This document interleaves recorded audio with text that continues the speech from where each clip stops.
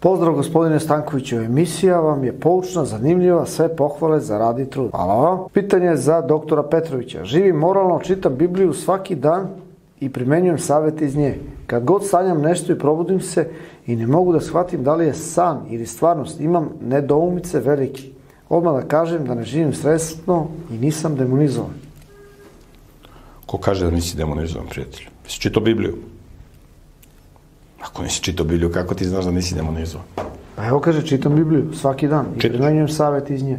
Odlično. I sanjaš nešto? Da. Očigledno nešto ne primenjuješ kako treba. Treba da čitaš, da živiš i da se moliš. Da živiš ispravno. I nećeš ništa da sanjaš. I moraš nešto korisno da radiš. I to samo čitaš Bibliju. Moraš nešto korisno da radiš. Ako ideš u debilanu, to nije koristan rad. Zapovest u Bibliji kaže 6 dana radi, 7. nemoj da radiš. Ti ako 6 dana ideš u debilanu, ili 5, ti kršiš tu zapovest.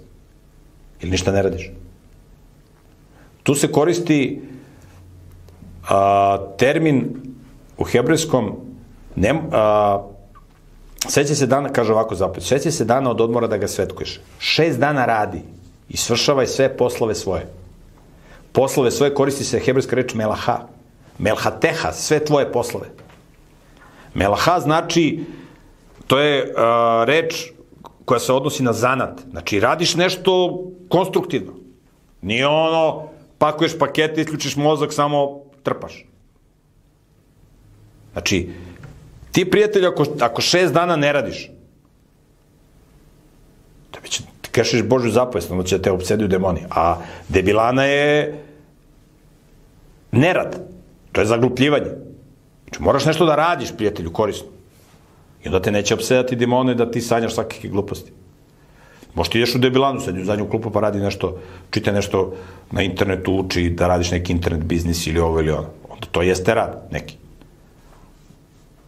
Ako ti učiš tamo trigonometriju i geografiju Madagaskara i blejanje, onda će da te opseduju demoni i svašta ćeš da sanjaš.